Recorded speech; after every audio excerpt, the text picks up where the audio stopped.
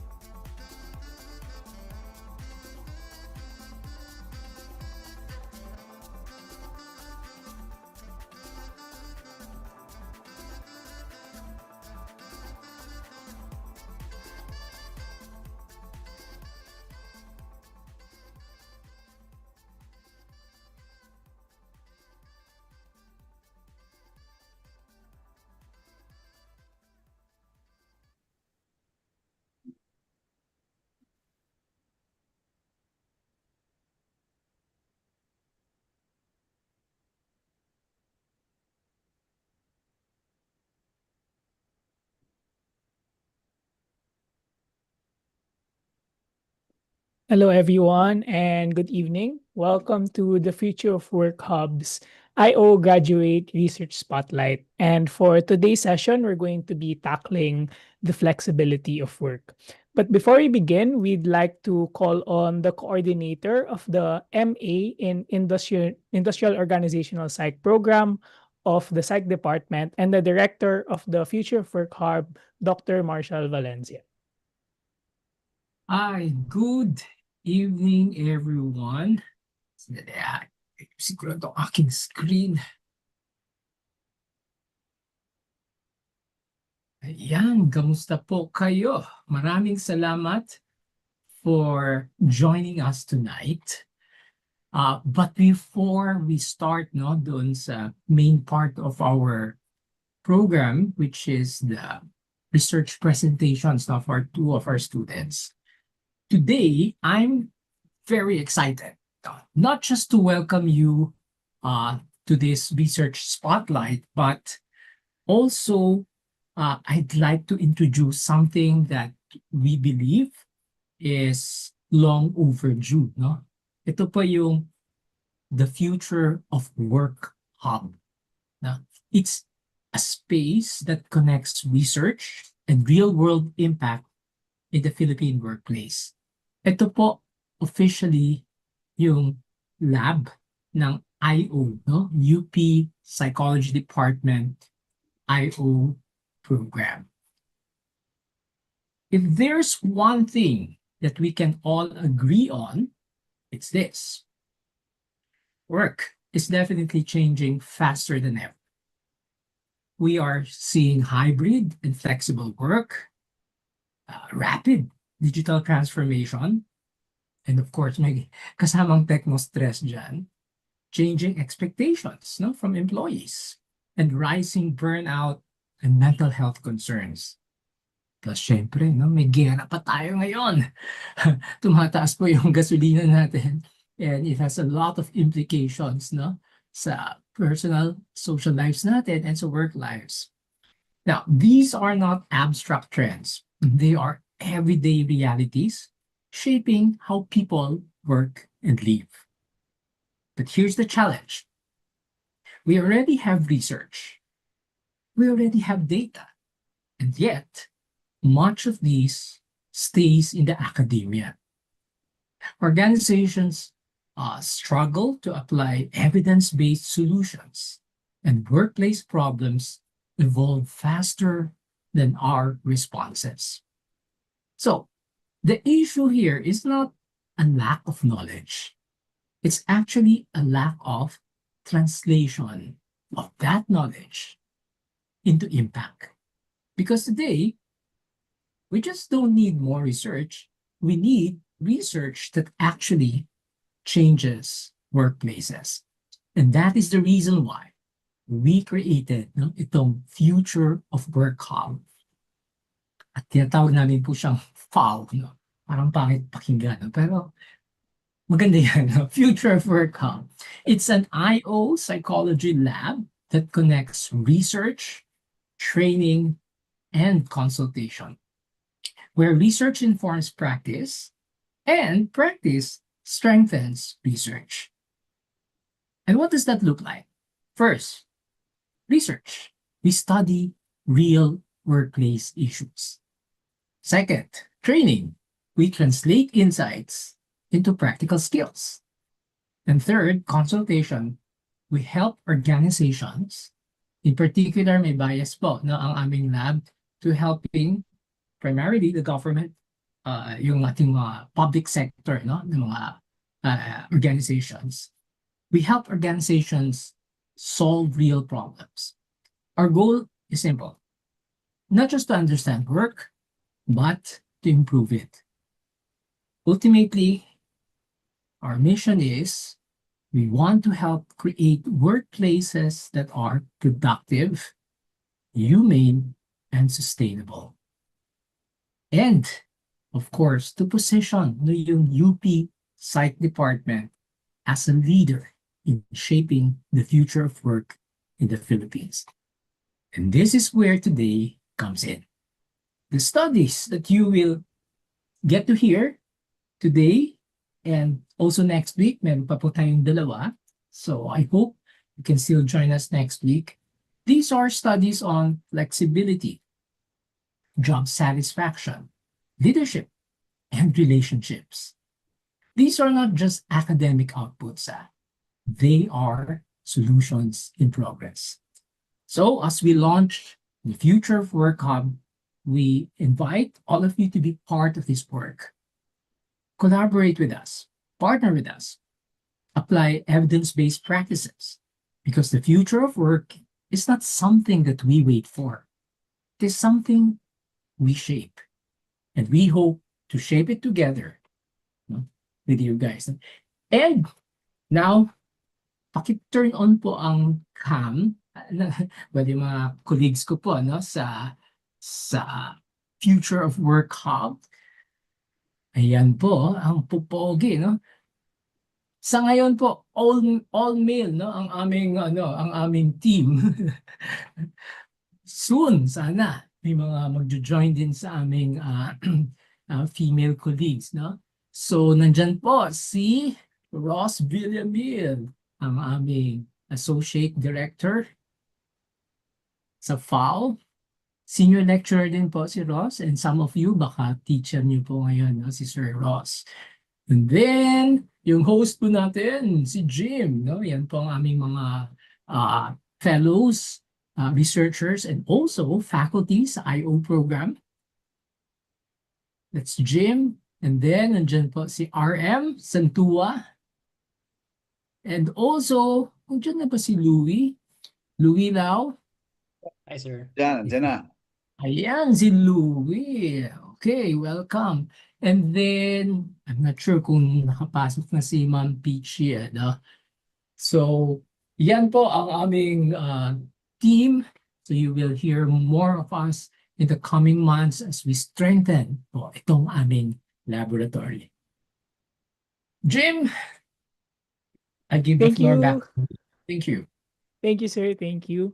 So to kick off today, our first speaker, Philip Joseph R. Santos, is a people development practitioner and organizational psychology researcher. He graduated from the University of Asia and Pacific in undergrad and later earned his master's in IO Psych from UP Diliman. Today, his work aims to bridge scientific rigor, human-centered design, and leadership in the Asia-Pacific region. Let us welcome our first speaker, Philip Joseph Santos. Woohoo! Right. Good evening, everyone. Thank you so much for having me this evening. So tonight I'm gonna share a little bit about my master's thesis, which was on flexible work arrangements as job resources, looking at job demands, engagement, and burnout through the jobs demands resources uh, model. So brief background, as we know, the COVID-19 pandemic happened. Can you believe almost 7 years ago already? Which accelerated the adoption of remote work practices globally and in the Philippines, which led to an increase demand for flexibility. One of the sectors that was affected by that was the insurance sector, which was enabled to do remote selling and flexible schedules because of the COVID-19 pandemic restrictions in place. Even with that, there was an increase in workload, emotional labor, and work-family conflict, which led to an increase in burnout. And now we are looking at the post-pandemic context, where a lot of insurance companies have actually institutionalized these remote work practices into their operations. And we want to look at the long-term effectiveness of flexible work arrangements as job resources, because studies have shown that in longitudinal studies that there is a decline in its effectiveness. Team song po natin ngayon is Gasolina. We've seen the rising prices of gasoline recently, and flexible work arrangements have once again become the talk of the town, with President BBM himself mandating for government offices to shift to 4-day work week or the compressed work week, with private companies also being urged to do the same. So we've seen that flexible work arrangements are once again being highlighted after the COVID-19 pandemic. So the study was significant in 5 ways. We looked at the FWA model within the job demands resources model, which extends prior research and filling the gap within the Philippine insurance industry. Of course, the implications of the study will guide HROD practitioners in designing policies for sustaining engagement post-pandemic. Policy, currently, we only have one law, the Telecommuting Act, which provides guidelines for flexible work arrangements. So the study can help our lawmakers in updating our legislation. Generational and cultural, the workforce now is becoming increasingly more composed of millennials and Gen Z who have a bigger desire for flexible work. And of course, at the societal level, we all know that the family is at the center of our culture. And so flexible work arrangements promote more time with the family. So the study wanted to look at what was the impact of job demands and flexible work arrangements on employee engagement and burnout among insurance employees in the Philippines. And we had five main hypotheses, the main ones being that flexible work arrangements as job resources would increase employee engagement. Job demands positively would predict burnout, and higher levels of employee engagement predict lower levels of burnout. And then we had two moderation hypotheses based on the model. That is that FWAs moderate the relationship between job demands and burnout, and job demands moderate the relationship between FWAs and employee engagement. The study included 460 employees from a leading Philippine insurance company. Participants in the study had to have experienced flexible work arrangements, either work from home, flex time, or a compressed work week within at least 6 months before participating in the study. The study took place from January to April 2025 via Qualtrics. And the quantitative design was explored through SEM regressions, path and moderation analysis. And if they did not meet the criteria, they were excluded. If they had 20% missing responses, they were also excluded. We also want to emphasize now, since it only focused on one insurance company, it's not generalizable to other industries or context. So for those of us who are not familiar with the job demands resources model, it has two major pathways, the strain pathway and the motivational pathway, which says that job demands increase burnout. That's the strain pathway. And within the insurance industry, the most salient are workload, emotional dissonance, and work-family conflict. And then the motivational pathway, job resources, increase engagement. So in this study, we are conceptualizing flexible work arrangements as a job resource. And the research gaps show that there's a lack of research about the JDR model in the Philippine insurance context. There is a lack of research that conceptualize flexible work arrangements as job resources, and majority of the flexible work studies have been situated within the context of the COVID-19 pandemic. So this study bridges that by looking at the post-pandemic context. This was the conceptual framework of the study, just modeling the five hypotheses that we have. In this study, we included workload, emotional dissonance, and work-family conflict as major job demands that emerged based on the review of related literature. And this just models our five main hypotheses. Some of the measures that we used was the burnout assessment tool, the 12-item version to reduce item fatigue. We used the employee engagement scale to measure employee engagement. For flexible work arrangement, I measured it in the study in two ways. One was asking for how many hours they actually worked in a week under a flexible work arrangement, and then a self-rated Likert scale to rate how flexible their work arrangements are. And then for job demands, it was comprised of three subscales: a workload, emotional dissonance, and work family scale.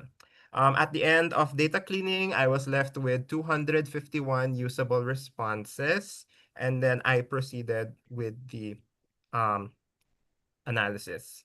Majority of the respondents were in leadership positions and were either married which again emphasizes the role of the importance of family in the study. And majority had flex time, or being able to flex their hours as a work arrangement. Average age of the sample was at around 38 years old. Average household was around 4 members in the family, and they in a week about 26 to 27 hours were spent under a flexible work arrangement. Participants were also asked to self-disclose or self-describe how they're able to practice flexible work arrangements. So they shared that they're able to set their own hours, and then there was a more focus on outcomes over attendance. They're able to work anywhere. They have some offices or branches that are set for like hot desking, and they can also do a lot of field work.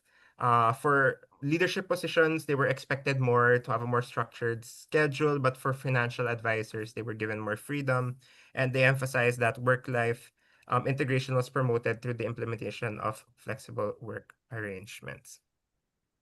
Some preliminary analysis. So of course, before doing the analysis, we saw that all constructs had good convergent validity and excellent construct reliability. Moving on, we also saw acceptable global fit measures and structural model fit. And the model explained 32% of engagement and 71% of burnout. What that means is majority of burnout was explained by the job demands in the study, but engagement was only predicted at a 32%, which indicates that there may be other factors that can further boost employee engagement in the study. So we'll go through the results of each hypothesis. So number one, flexible work arrangements predicting employee engagement was only partially supported. Perceived usage, this is the self-rated Likert scale, did not significantly predict engagement, but actual usage, so this was measured in the number of hours, significantly predicted engagement. And then in the exploratory analysis, breaking down the subdimensions of employee engagement, the usage of actual flexible work arrangements predicted all engagement dimensions, with the strongest being for behavioral engagement. For job demands, burnout hypothesis 3, this was supported. Job demands significantly increased burnout, and looking at the subscales, workload was the strongest predictor of burnout in the study. Hypothesis 5, employee engagement, was also supported. So higher engagement scores predicted lower burnout, consistent with the motivational pathway of the JDR model. For both moderation hypothesis, they were not supported in the study, which implies that in this context, flexible work arrangements appear to act more as direct buffers, resources than as buffers. So in summary, this was the result of our hypothesis testing. So hypothesis 1 partially supported, hypothesis 3 and 5 fully supported, and our 2 moderation hypotheses were not supported. So what did we find in this study? As recap, right? So flexible, only actual usage significantly predicted employee engagement, while perceived availability did not. The job demands that were identified as salient for the insurance industry increased burnout, which supported the strain pathway. Employee engagement reduced burnout, which supports the motivational pathway. The model explained only 32% of engagement and 71% of burnout, which indicates that burnout is strongly shaped in this study by job demands, while employee engagement might need to be boosted by additional job resources. And no moderation effects for flexible work arrangements or job demands were observed in the study. So what are the theoretical contributions? Number one, there is a difference between resource enactment versus perception. So only actual flexible work arrangement usage predicted engagement, showing that for flexible work arrangements to be a job resource, they have to actually be used and not just offered by the organization. Second, we saw an asymmetric effect across pathways, indicating that flexible work arrangements enhance engagement but require other supports in the organization to reduce burnout. We also see that there are boundary conditions in collectivist hybrid contexts. So flexible work arrangements may not buffer strain or burnout without additional relational, cultural, or workload supports. And lastly, as supported by the literature, the benefits of flexible work arrangements can fade over time, which is why there's a need for ongoing organizational support to sustain engagement and prevent resource erosion. Implications for those of us who are HROD practitioners, number one is to encourage actual usage. So hindi lang siya on paper. You should not make your employees feel guilty for using flexible work arrangements. In fact, it should be encouraged and should be modeled by managers in leadership. Second is to monitor and to adapt over time. So as they are using flexible work arrangements, we have different chatbots and tools now to track engagement and burnout as they are using flexible work arrangements to provide complementary supports. Check-ins ng managers, is that tech support, wellness programs, to provide additional support. Design for choice and personalization. Flexibility is not a one-size-fits-all. If kayang i-offer ng organization, right, to offer more personalized, flexible work arrangements, I feel based on the study that would be more impactful. And lastly, we also want to look at the cultural and relational dynamics to reinforce FWAs with relational resources, such as supportive leadership, peer networks, and family-friendly norms, especially in collectivist contexts. Some limitations, attrition. So from 460, the final usable responses was 251. Cross-sectional design limits causal inference, cannot capture temporal changes. They, of course, was the use of self-report measures, which can introduce bias. There was only one job resource in this study. So as it showed, right, it was only 31%, right? So including other job resources could further expand the impact of the study. Scale phrasing, so maybe adding Filipino translation or contextual adaptations to the scale and testing beforehand. And then only a single organization was used in this sample. So some recommendations for those who would like to further my research or my study, I'd like to explore the JDR model. Using FWAs as a job resource. Number one is to measure both perceived and actual flexible work arrangements together to compare and contrast their different effects. Consider using longitudinal or multi-level designs to capture temporal and contextual dynamics. To apply mixed methods approaches to enrich quantitative findings with qualitative insights, including additional job demands and resources for a fuller JDR model test. The model is plural job demands, job resources. So adding more would have a richer analysis. Examining how organizations sustain FWA benefits through complementary interventions would also help to pilot translated or contextualized instruments to improve comprehension and relevance for participants. And lastly, looking at if you are able to work directly with your organization as a research site, then integrating organizational data like turnover, absenteeism, or performance ratings with self-reports for a more robust or stronger analysis.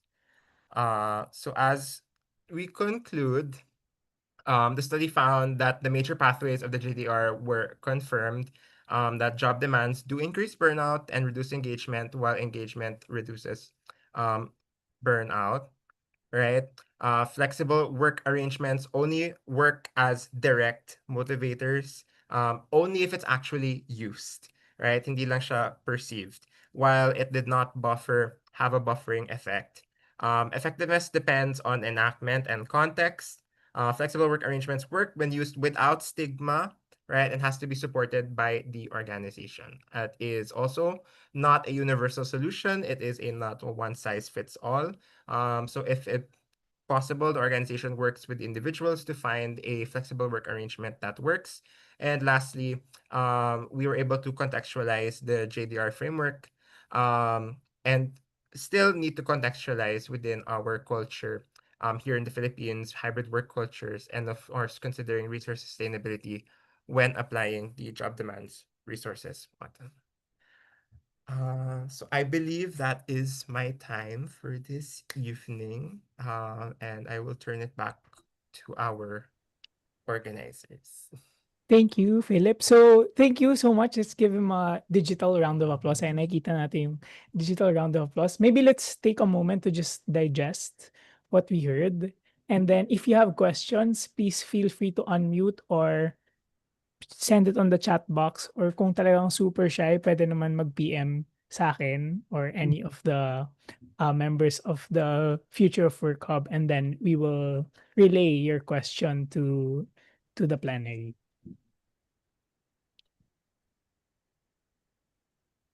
And Jim, siguro ano din namin, i-acknowledge namin. Si Dr. Pichi Mendoza po, siya ang advisor ni Philip at co-advisor din ako. Tama, ayan. Ayan, Very good proud evening kami, po. no? O Philip, ang next step niyan, publication na ha. Yes po. Oh, co-author kami ni Ma'am Pichi, syempre.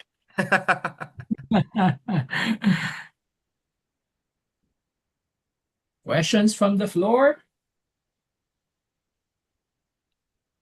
Okay, may nag-PM sa akin, sir. So the question is, ano daw yung parang nuances ng flexible work arrangement ng sample ninyo versus Mhm. other general gig workers or mga sales agent with commission? Are there specificities within the financial industry na ganun yung klase ng flexible work nila?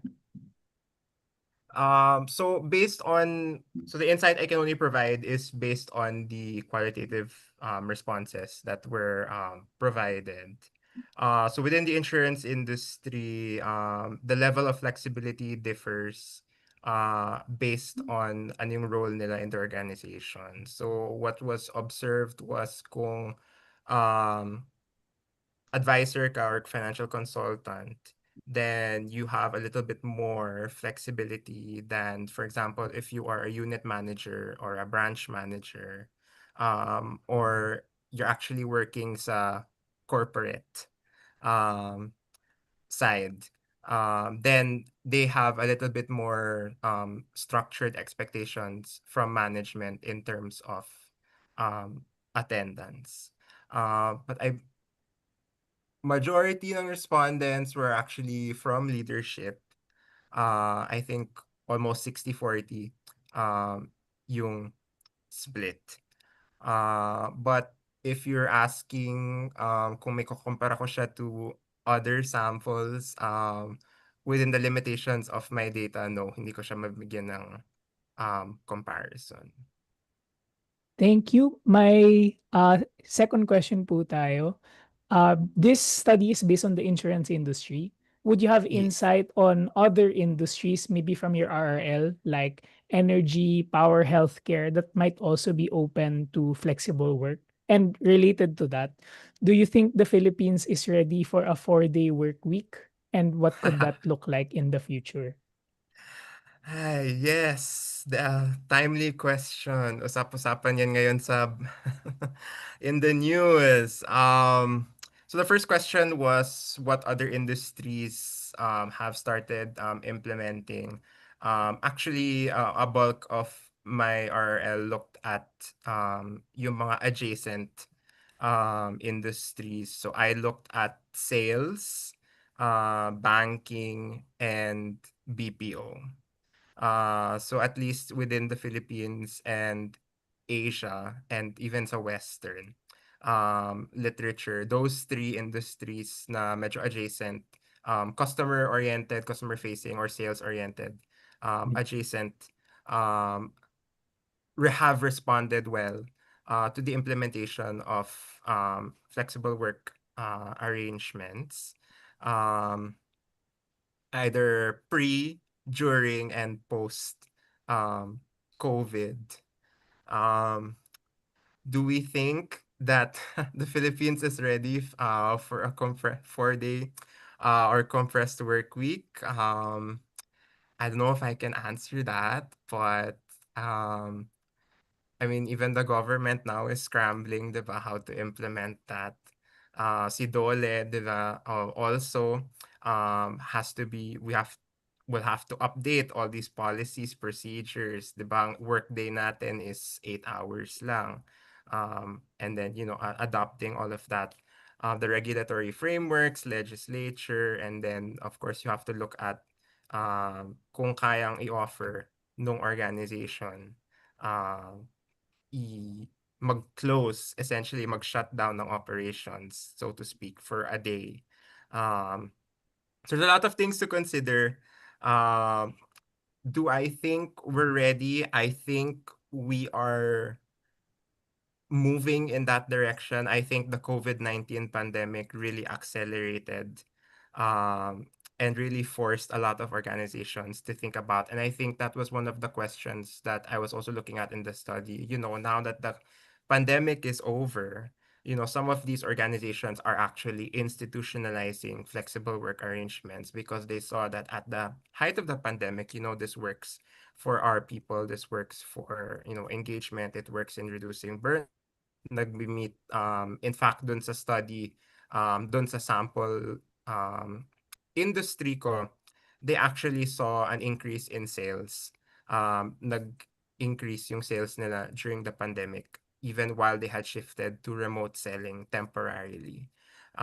So for some businesses that would have been, detrimental, but for industries like actually BPO, um, sales, insurance, they actually saw an increase in output and performance. So I think the foundations are there because of the pandemic, but there still needs to be um, a lot of groundwork to be done. Thank you. My medyo related question. Okay. The related question is, given that flexible work can be a job resource and is a Mm. motivator for employee engagement, can you see any reasons why companies don't immediately or roll out or opt into this type of situation? Ooh. Resources din ni company. They have to consider that I have to, you put as HROD practitioners, 'di ba? Of course, we care for the people, but we also have to put on our strategic hat. 'Di ba? Ang role ni HR may strategic business partner din. You also have to consider the perspective of the organization. Is it feasible as an organization right now to be able to offer flex it's not I don't think it's ayaw i-offer ni company ang flexible work arrangement. I think that if someone presents within the organization, a change manager and HR champion, 'di ba, would present na an HR business partner would present, within our logistical framework, our operations framework, if we shift to a flexible work arrangement, pasok siya sa operating budget natin for this fiscal year. And mag-advocate ka, this is what the research shows, then, di ba, you have to advocate for both, 'di ba? As HROD practitioners, 'di ba, we have to consider the business, but we also have to look at the people and paano natin i-bridge yan um, together. So, um, yun yung answer ko. I think we have to be, organizations need to be strategic about it. Syempre, they would want to if kaya within their operations. Yes. Mhm. Thank Yeah. you. We have two more questions. Okay. The next one is, you recommended exploring quali for this study. What Yes. specific areas or gaps in your current research do you think would benefit from a quali approach? It's interesting question. I don't know kung napag-isipan ko yan. But I'm trying to think back to my defense because that was one of the feedback of the panel. Um, I think kasi yung only question na quali ko in the study was, can you briefly describe how uh, you know, flexible work arrangements is offered in your organization? One question lang siya na quali. So, and then puro quanti na lang yung the rest of the study. So I think um, adding more questions, potentially, or if feasible is, exploring yung focus group discussion, type, having interviews. Kasi of course, pag survey fatigue is very real, 'di ba? Pag dami-daming questions dun sa survey, tapos dadagdagan mo pa ng magta-type ka ng essay, walang magko-complete ng survey mo. So in future, kung mag-integrate ng quali, I would suggest um coming up with more questions, I guess, to further contextualize. Because the numbers will only tell us, what are the relationships, but it's through the lived experiences of the employees. I think where the quality would make the study richer. So asking them directly, because we were looking at um, work-family conflict, for example, as one of the stressors in the study. So asking him directly, how has flexible work arrangements, allowed you to spend more time with your family, or how has it allowed you to, um, because we all know, for those of us who commute or who drive, the traffic. It's not really an 8-hour work day, diba? We count the time that we commute to work and the time that we commute back home, right? So if we have flexible working arrangements, no understanding how much more time they get to spend, for example, with family, what's the meaning of that um, to them? And then I think for Quali also, Doc Peachy had also recommended exploring, we are entering a multi-generational workforce, more millennials, more Gen Z now. So also looking at the different perspectives, siguro of, uh, ang ating boomers, ang ating Gen X, millennials, Gen Z, their perceptions towards flexible work arrangements and how that has benefited them. Yes, Sir Ross. Hi, good evening, Philip. Thank you. That was a really a very good study, no? Pero na ano lang ako nalilito ako. Kasi when you say flexible work arrangement, in your study, as I understood it in your presentation, compressed work week lang actually. Diba? You're talking about the majority of it, nasa compressed work week lang. Para klaro tayo, kasi there are several forms of flexible work arrangements, diba? Work from home, extended leaves, no? Maraming ganun yan. Depende kasi sabi mo nga, pwedeng i-customize. So what we're referring to here is actually yung compressed work week, which is majority of your respondents, yun ang sinasabi. Kaya you're talking about traffic, you're talking about number of hours from 8 to 11. Tama ba ako in my, I'm sorry, gusto ko lang ma-clarify. Majority of what we're talking about is the compressed work week, right? Share ko po yung Oo. slide Yung slide na again. yun, patingin nga ulit, di ba? Parang So, nakita ko mas marami. in the survey Oh, po, ayan. they were asked po to, Correct. parang binigyan po sila ng options. Oo. Of these Flexi options, time what naman. is your parang flexible work Correct. arrangement? So flexi Flex time time, talaga. yes, flex Correct. time po is the Number 54%. 54%. Correct. Work from home po yung second. And then, Second ba? 23, no? yes, Oo, yan. and then Okay. si compressed work week po is actually yung pinakamababa. Oh, okay. So it's really, when we talk about, it's really flex time. Kaya siguro majority are leaders, no? Because the leaders are really flex time tayo pagka nasa org ka. Hindi ka naman Yes po. katulad ng mga manggagawa na 8 to 5 talaga. You can actually come at 10, mga ganun, no?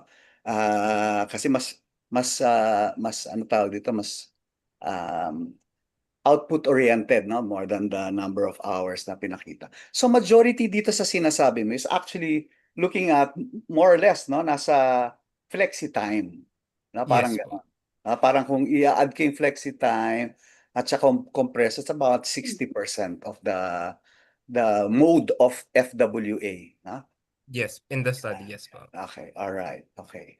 Sige. So now my question is, 'di ba kung halimbawa ito yung sinasabi at isang industriya lang, no, yung sa insurance lang, no.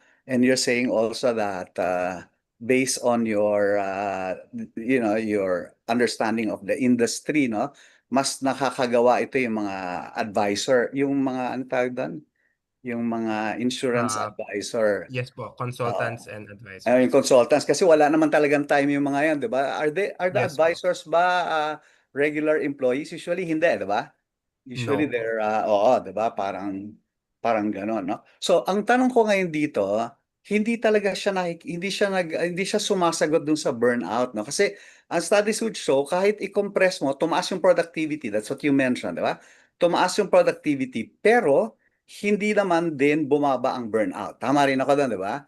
I mean, that was what the result of your study, no? Sorry, I'm just making myself na tama yung appreciation ko. Tama, 'di ba? Uh, de Nag-decrease po Productivity is ang not equal. burnout with increased engagement, pero yung buffering hypothesis po na Hindi. dalawa, yung hindi Oh, supported. Yes po. okay. So, given that, ano talaga ang main key takeaway mo dito sa study na ito? I mean, just looking at that particular conclusion, halimbawa, what's your Yes, ma'am. key takeaway? That's it. My key takeaway po, I think, is for me yung nag-stand out is yung actual, because there was a difference in perceived usage and actual usage of flexible work arrangements. So the only significant result was the actual usage of flexible work arrangements. So it's one thing for an organization to say or have it in the policy na, pwede ka mag-work from home, pwede ka mag-flex time. But if hindi siya actually ginagamit ni employee, then wala siyang effect. So even though they would self-report na oo naman, my organization offers this based on the policy. Pwede naman. Kasi yun yung scale eh. I'm able to set where I'm able to work. I can set my hours. Yan yung self-rated scale. And that was marked as not significant. In the relationship there was not significant. So I think that was my biggest, I guess, key takeaway ko from that study. Hey, Okay, Jim, okay. siguro Thank you yan naman. muna natin. Yes. In Okay, time. so again, thank you to Philip for the first study. So ngayon po we'll just take a 5-minute break to just refresh ourselves, quick banyo break, inom muna ng tubig, and then let's please return to the Zoom meeting at 6:52. For the meantime, pwede po tayo magchikahan lang. Philip, so kung ikaw advisor ng gobyerno ngayon, anong sasabihin mo sa 4-day work week na sinusulong? Go, no go. Ay. Ako mahirap siya i-mandate from the government. I think nung COVID kasi wala tayong choice. So, we had to, for health and safety measures, we had to comply. I feel like now, gas, ayoko naman sabihin perfect ang public transport natin, but there are alternatives pa rin ngayon to come to work. Yeah. Yun lang yung thinking ko, mahirap siyang i-mandate. But from the top down. Pero Pero sa it isipin would mo be nga, nice. mas madali sa gobyerno probably Mm. i-impose kasi kung may cost man yan, i-absorb ng gobyerno. Ang challenge Mm. actually Sa yung private private sector. sector. Yes. Oo, sabihin Mm. ako, sinong mag-shoulder ng baka may decline in productivity or outputs. Kung gobyerno, di taong bayan ang papasan ng ng cost no? That's a good Kayo ba ano. dyan? Yes, ma'am. That's a very good point, no, Marshall? Because even with the pandemic, when it was forced upon us, no, the Oo. actual use of flexible work arrangements were definitely not uniform. And one of the Mm. things Yeah. that I had observed, no, from the Great Resignation, if you recall that. So many people Mhm. left because the FWAs were not working. And one of the things that I attribute that to is that in the private sector, there's a very large extent of mistrust. No? I have workers telling employees telling me that they would go home with computers that had programs Mm. that would monitor the amount of time that the keyboard was clicking away. I think that was me po in our classes. That's That's right. Oh. Yeah. So suspicious yung mga employers na, oh my God, are they really working during Mm. their flexible work hours? Now, Mhm. in the government sector, fixed yung ano di ba? You have to pay them whether they're doing something or they're not. Because you Yeah. have the labor code, the Civil Service Commission watching over you. Yung labor code is somewhat different in terms of its application to different types of industries. So I think that's one good takeaway. The flexible working arrangements are so flexible and therefore they are sensitive to the types of employees that that will be affected, no? And how leadership will be able to control yung mga possible uh, flexes in flexible working arrangements will be acceptable to both sides. Kasi I Oh, recall I interviewed a lot of people who left their work and some of them would say na well, masyadong suspicious. They're always tracking us, and then I can't do my work anymore because they're always tracking us. And then they said they were compensated in ways that were not fair, no? Because they would say, well, why are you not working today? Ganon, no? It's supposed to be your flexi time for work. And saying, sir, I was also working, but I'm doing research for this company. So it's not that I'm writing all the time or I'm reading all the time. Sometimes I have to think about what all these things mean. That's part. So, yung quantification ng work, no, yung measurement ng actual work rendered is difficult with flexible work arrangements. That's the thing we need to uh, examine more fully now. mhm. I agree. Both Okay. Thank you organizations. po. Thank you for the additional insights. So I hope everyone had a quick breather. And now we're going to proceed to our second speaker for the day.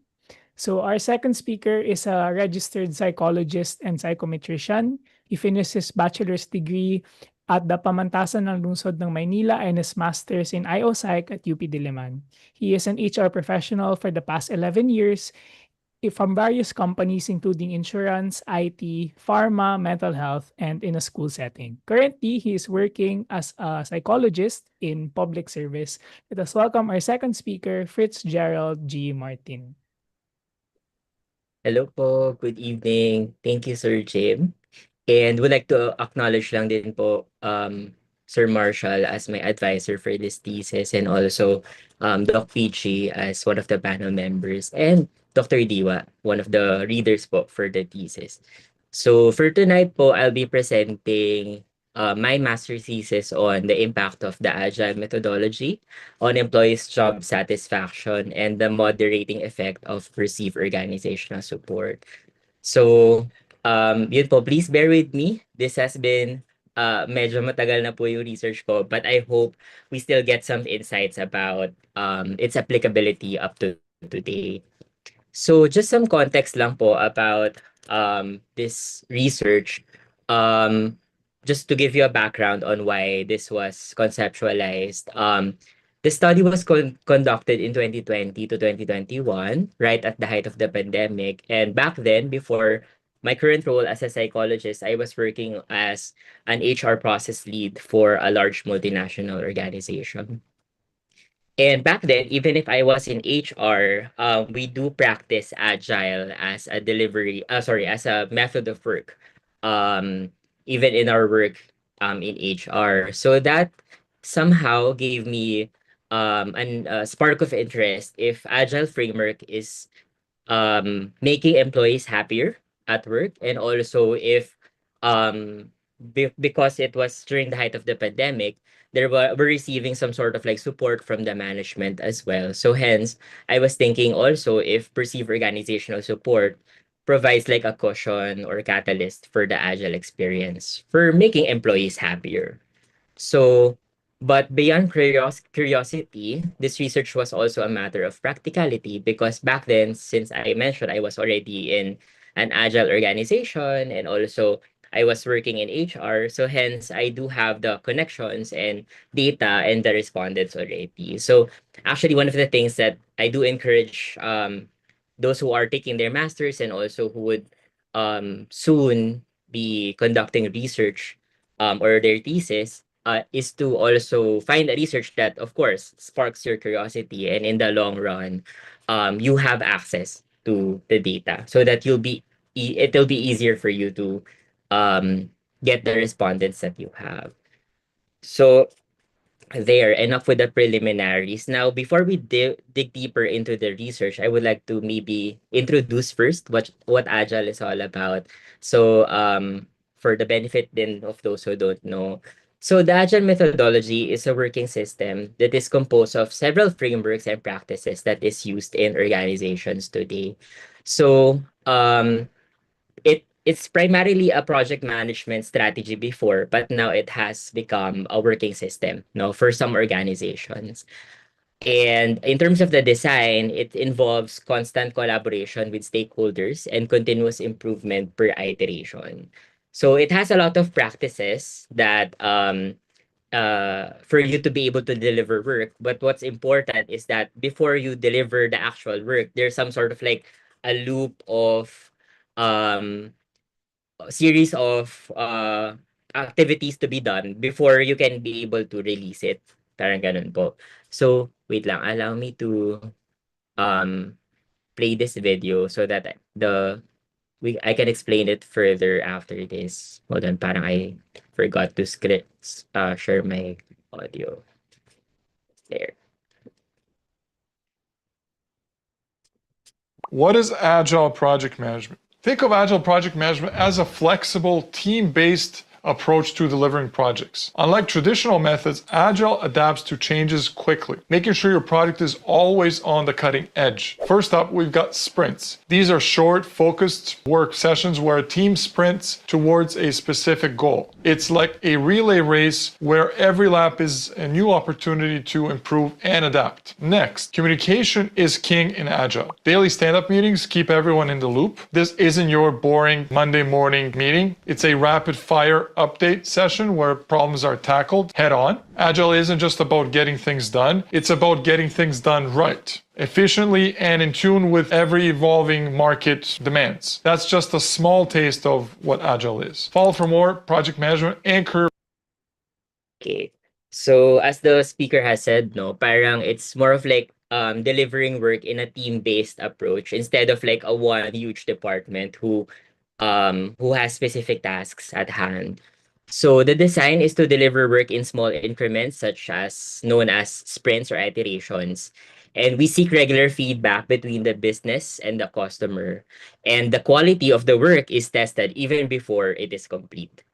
So the goal is for the organization and its workers to become more adaptive to changes in the process, product, environment, and contingencies.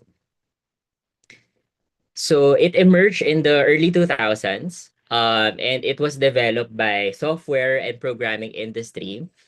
Um, also, uh, sorry, and also there was a need back then for rapid delivery of products, hence it was developed.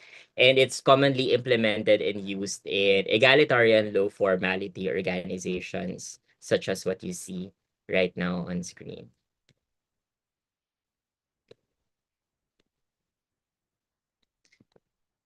So moving on, in terms of agile in the Philippines, it's not yet very common because Asian cultures tend to be classified as hierarchical.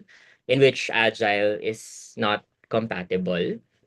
A simple LinkedIn search in 2021 of the keyword Agile gave out about 32,000 results for people who hold Agile in their job titles and in their profiles, with over 3,500 Agile-related job vacancies in the Philippines alone. However, not many organizations, primarily in the private sector, utilizes Agile as their working system.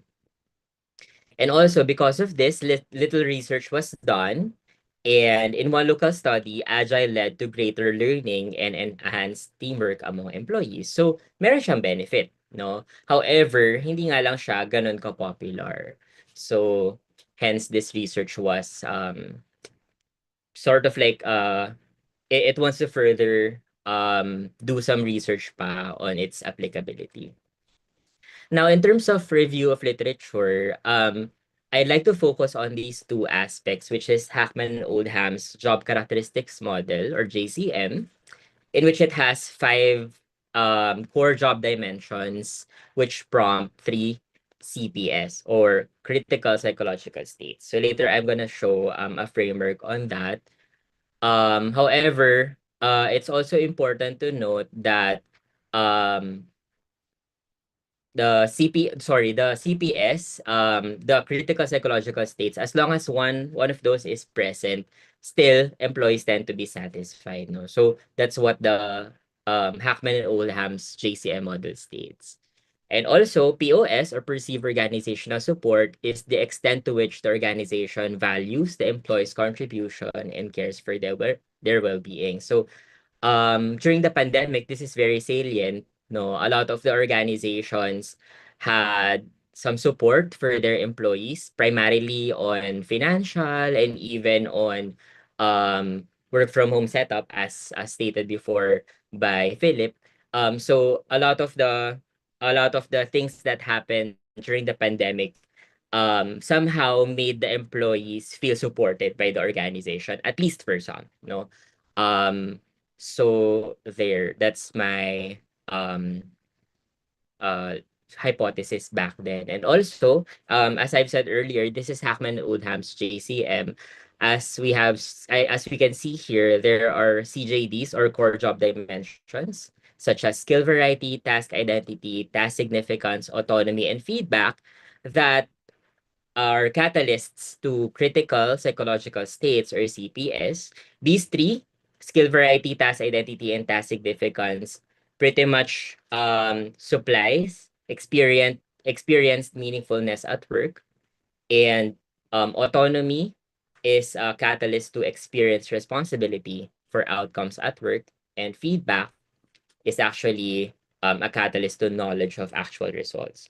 So as the framework says, um, these three CPS, when present, you have positive or personal work outcomes that are good, such as high internal work motivation, high quality work performance, and satisfaction with the work, and low absenteeism and turnover. So in this research, I focused on high satisfaction with the work.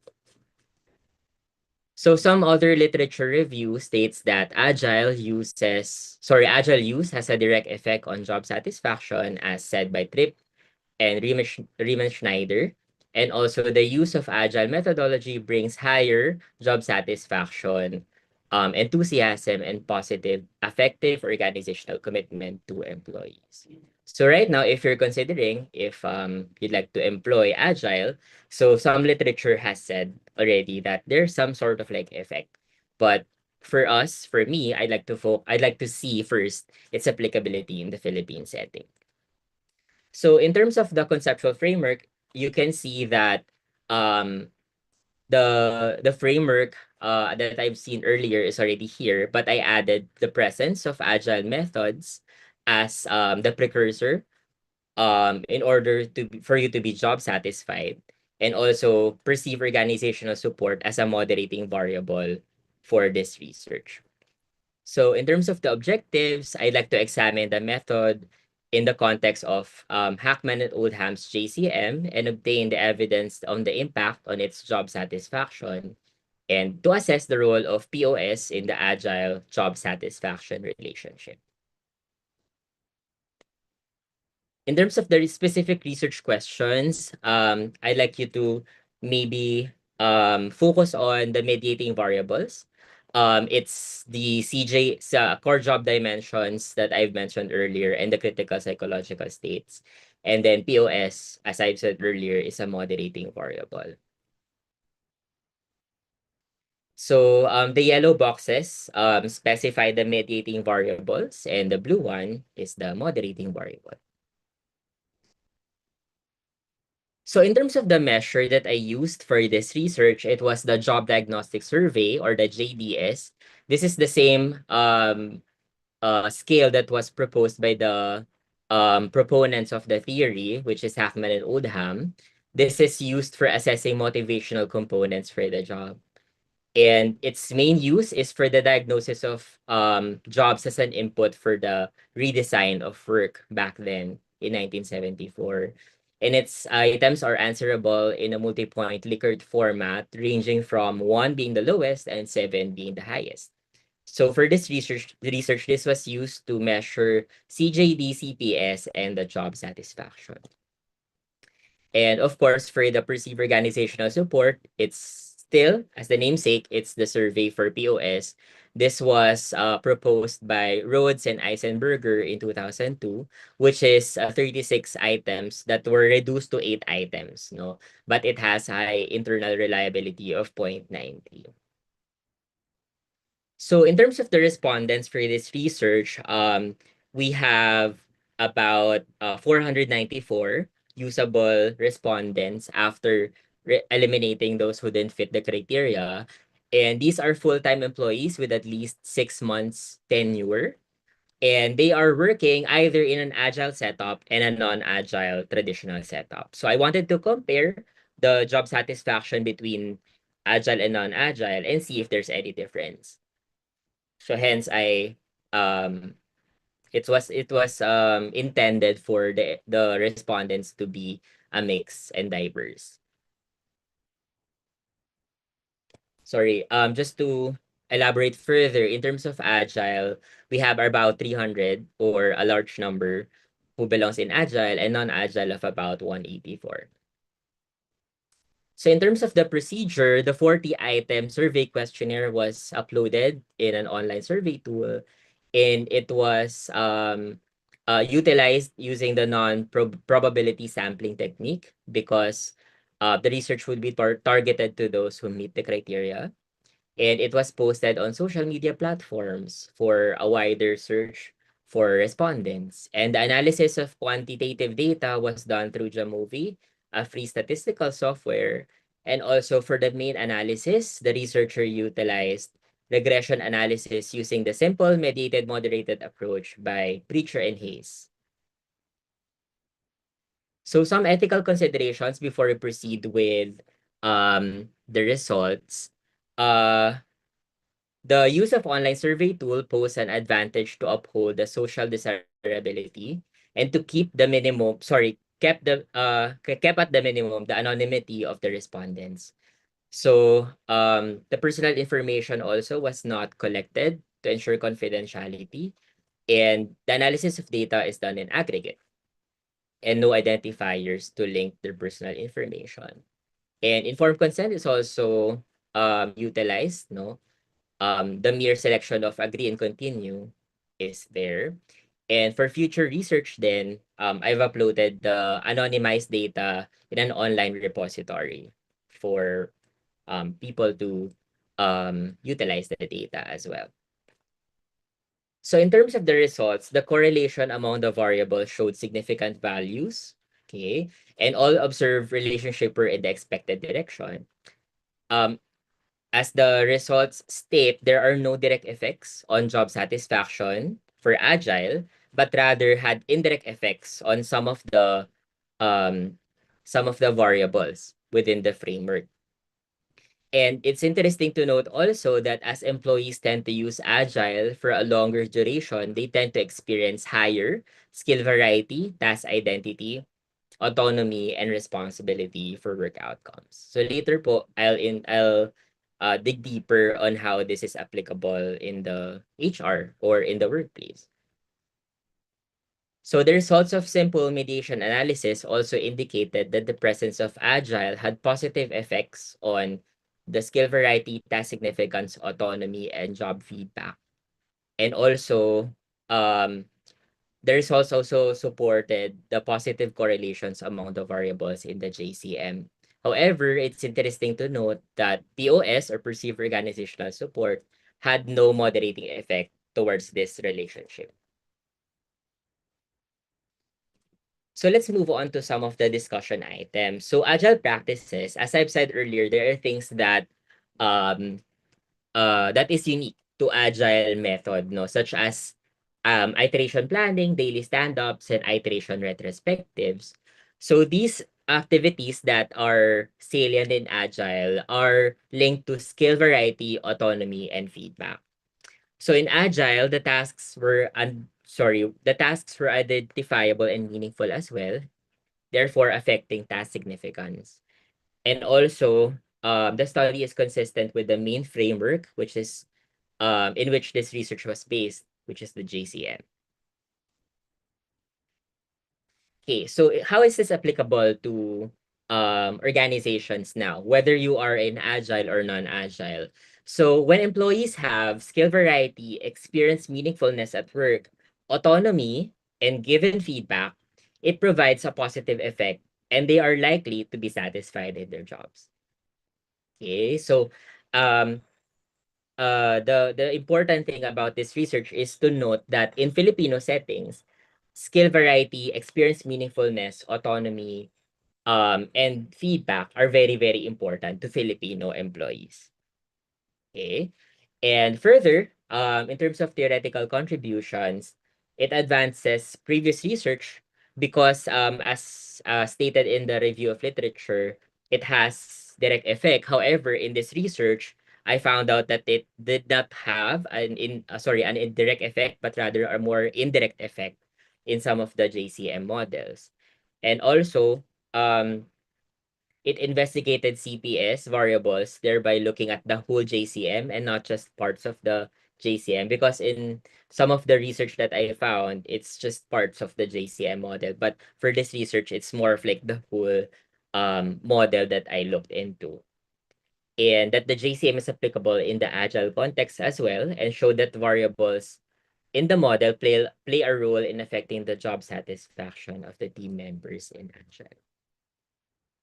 So maybe as a key takeaway for this research, I'd like to share some practical contributions and recommendations that you can use. No, if ever you are in HR or planning to in the future to enter maybe organization development as your career path, here are some things that you can be that might be interesting for you. So as I've said, these variables are the salient features of Agile in the context of the Philippine companies that adapted the design. So how can you increase the job satisfaction of employees? It's through increasing skill variety. So some recommendations that I do have for you is to do cross-training, maybe allow your employees to shadow other departments because it breaks monotony and helps them understand a bigger picture of the role that they're playing in the organization. And also, you can do stretch assignments, such as maybe give them a project that requires a skill that they don't use daily. Maybe a technical person leading a presentation or a creative person managing a budget. So pwede mo rin yun gamitin as a way of like giving a sort of like assignment to them. And also you can do job rotation, which is periodically switching roles within the team to keep the perspectives fresh and the skills sharp. So that's one. And how do you cultivate experience meaningfulness?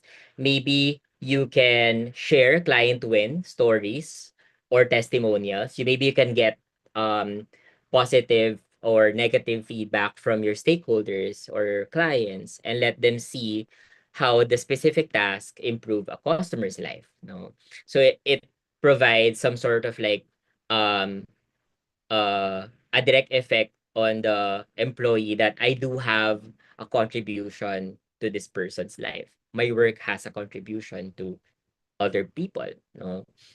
So in terms of task identity, um, pwede mo rin to uh, encourage employees to handle a project from start to finish rather than just a small slice of a project. So that by then you can be able to give them the autonomy also. No? And last is to explicitly show how a mundane task, such as maybe a data entry role, could directly support a major company goal, such as maybe launching a new product. And to grant autonomy to your employees, maybe manage outcomes, not hours. Maybe you can focus on results instead of their hours. Maybe give them the decision-making power on their tools and software when possible. And maybe take the back seat. Maybe if you're in the management, maybe you can take the back seat and give them um, the autonomy to perform the tasks from start to end. No? Because this one fosters trust and encourages creative problem solving. And last is to provide effective feedback. So maybe in terms of maybe than regularity, maybe you can focus on frequency. Maybe instead of waiting for the annual review, you can give micro feedbacks, no, that are more impactful. It's a two-way street also. Maybe you can ask feedback from your subordinates, no. And last is to tie it to growth. If in case you have feedback, you may like to tie it on how they would um better perform a goal that they have in mind. So those were the findings that I do have for this research. However, for future researchers, I'd like to share that maybe you can focus or maybe you can do some sort of like case studies to assess one company lang or a conglomerate so that you can assess their job level job satisfaction levels. And also maybe you can revise or use a different scale, which is the the job diagnostic survey, because I did receive some feedback from close friends that it can even if it's just 40 items, no, parang I did receive some feedback that it's kind of long and taxing. So maybe a shorter scale to assess job satisfaction would be nice. And maybe since I mentioned that the study was done in the pandemic, maybe you can replicate it um after the pandemic, no. So here's the summary of the research. Yeah, so I hope I was able to share something that you can use, no, for your organizations, even if you're not in agile.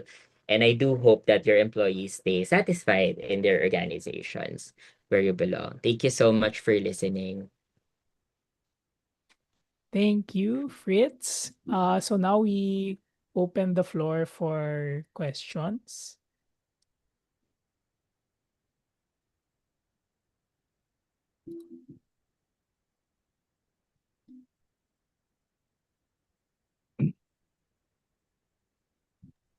Fritz, hindi ba nakaka-stress ang agile? Ang dating sa kasi mabilisan and so on. Di ba nakaka-burnout yan? Pag ipagtagpo natin ang research yun ni Philip.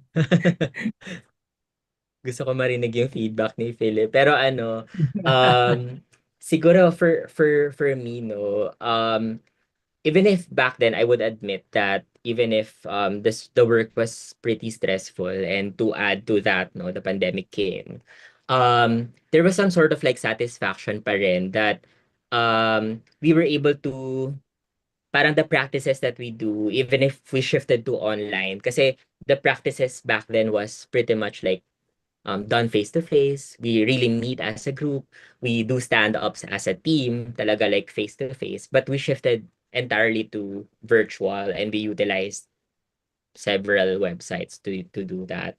So um even if it was pretty stressful in terms of the work delivery, there was some sort of like satisfaction pa din that yes, we are seeing some results. And it's pretty much more important to see the results if paparating kayo doon than blindsided. So I think that helped. Even if it was, yes, pretty much stressful back then. May question tayo sa chat. In your opinion, would this be applicable for BPO setting rin in increasing job satisfaction? Yes, I do agree, no. In the BPO setting, actually in the hindi ko lang na-show, but a lot of the respondents came from BPO as well. Kasi a lot of the BPO are engaged in agile. So, it's pretty much applicable. Um, Siguro meron lang konting mga practices that needs to be tweaked in order for you to really utilize it in like maybe ako I don't know if the context of the question was more of like a customer service um representative kind of job, but meron lang mga kailangan i-tweak, pero having to see the results, having to meet as a team even for like 5 to 10 minutes a day, yung mga practices na yon are helpful um to make your employees feel more satisfied. And I'm seeing in the chat that it's a Yeah, CSR job. Yes. Thank you. May question from my student kung okay lang magtanong din, no? Hello? Sure. Yeah. Yeah, I can hear me. Sure, So, go Louie. so basically sabi niyo 'di ba na ano, yung effect ng agile is indirect sa job satisfaction. So, it's through yung autonomy, meaning at saka feedback. Tama ba? Yes, correct. Oo. So, yung question is agile the best way to like affect these three things to go towards job satisfaction, or should we just focus on these three things, or are there other systems that would parang more efficiently affect the meaning, autonomy, tsaka feedback para mag-increase yung job satisfaction? Yeah, thanks so much for that question po, no. Yeah. I'm thinking that for an organization to shift primarily to agile, it entails a lot of cost, and of course, you'll need to hire more people. So in terms of maybe cost benefit analysis, maybe mahirap or mahal for an organization to shift like 100% to agile, no? So and because the research also states na wala namang direct effect, so maybe you can focus on these variables instead, no? So Yeah. even if you utilize your current method, or even if you would use a different one, as long as these salient features are present, no, and medyo encouraged for employees to practice, pwede. Like what you suggested kanina, di ba, dun sa last few slides na parang to focus on directly affecting the yung autonomy, feedback, and meaning. Yes. Tama. All right. Exactly. Thank you so much. Thank you po. Related question, would you have an idea daw what companies and or industries are better suited for agile versus hindi masyadong good fit for that? Okay, that's good. Hindi ko lang masyadong na-highlight, but medyo pang IT related companies talaga to, no? Like more of like organizations that are maybe software development, application development, sila mas magfi-fit. Kasi as I've said, no, parang instead of waiting for the app to like fully develop, you can release like version 1 of it and then seek feedback from your customers, and then you make the necessary adjustments and then release version 2. So medyo nasa product delivery sila, and usually nasa mga IT side sila, but it's not limited, of course. I think I do have a friend before, a classmate also from the program. Bank naman sila. So even if they are a bank, they do agile in their work, no? So so hindi siya limited to IT. Thank you. Yes, Manufacturing, pwede. O mahirap? Pwede. Yeah. Per- Go ahead Ross, po. baka may comment. Yeah, Sir pwede. Ross. So we're doing it in manufacturing, and currently I'm working with real estate, and we're doing Scrum. Kaya Scrum Master ako. Nagsisprint, sprint kami. The stand-up meeting na 5-10 minutes daily.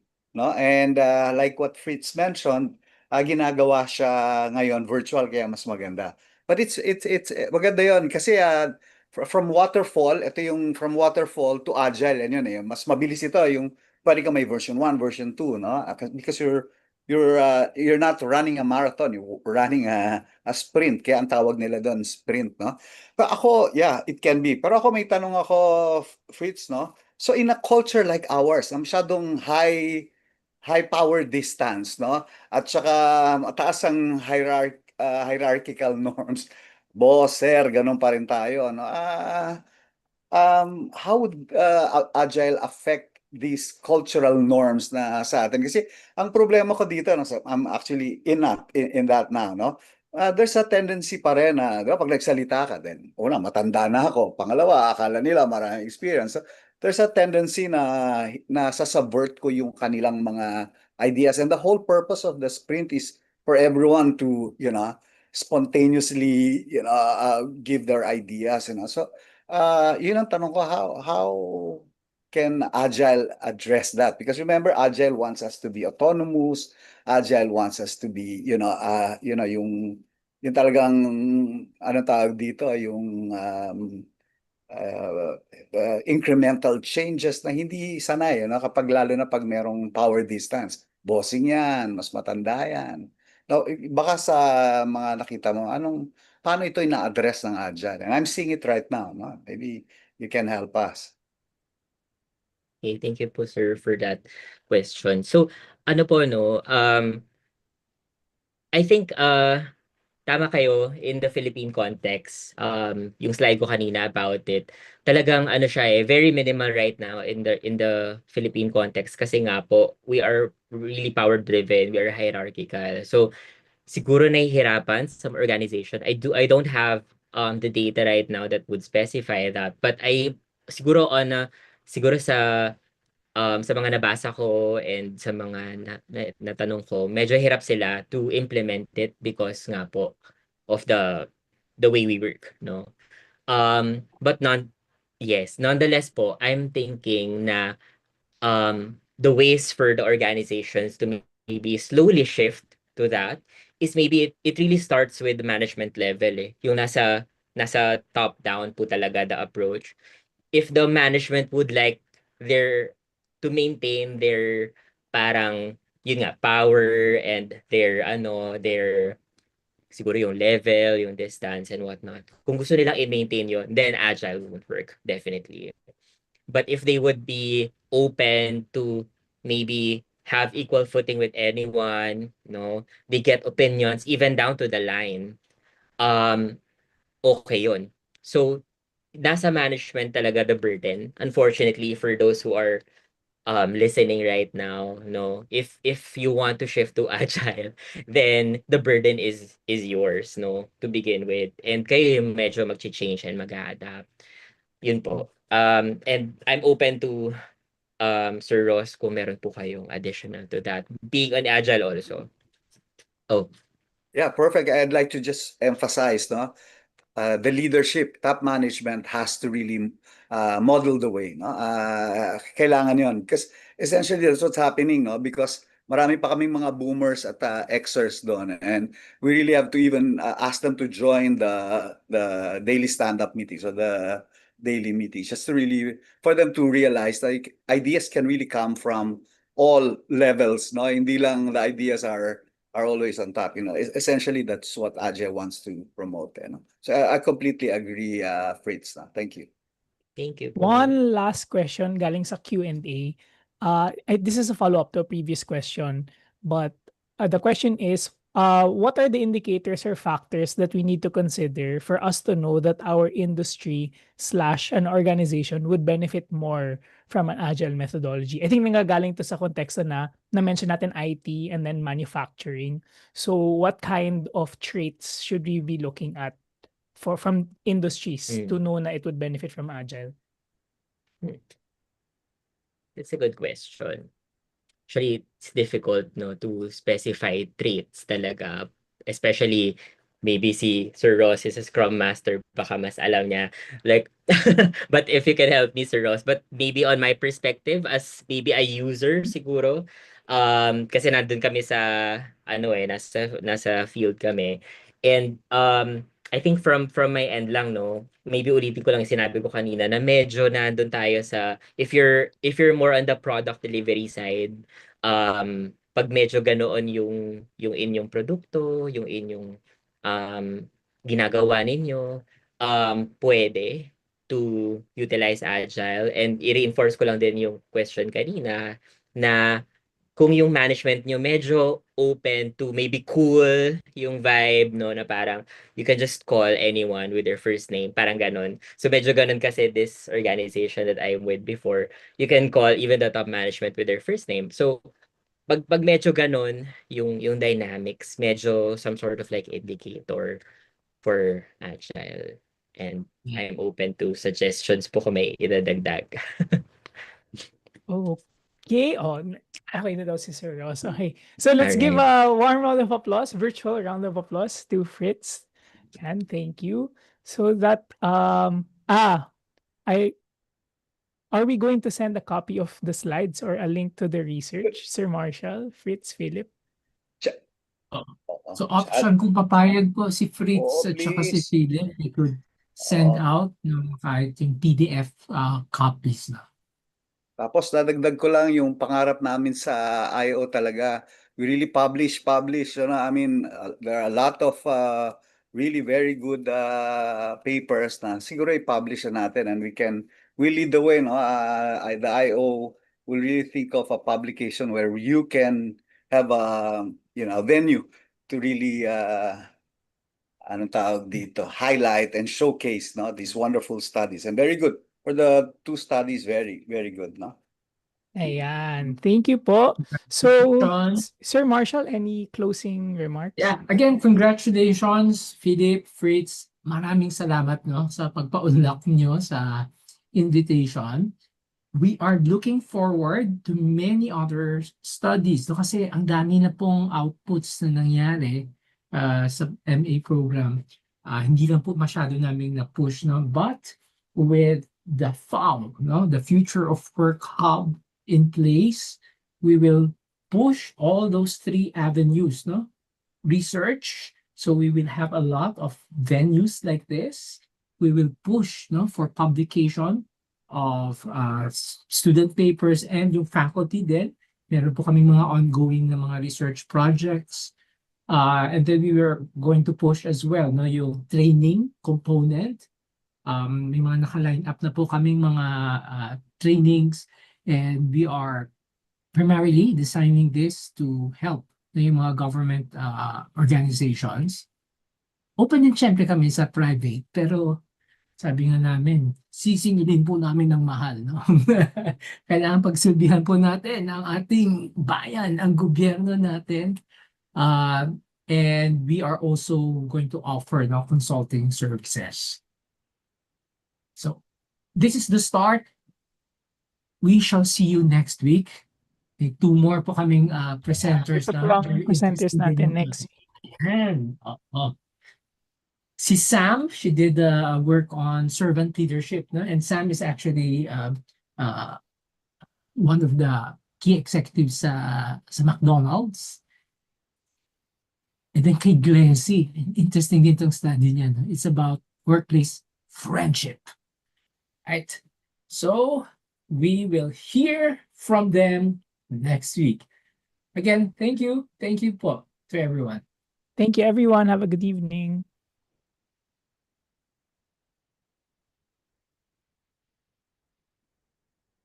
Thank you, Fritz, Philip. Maraming salamat.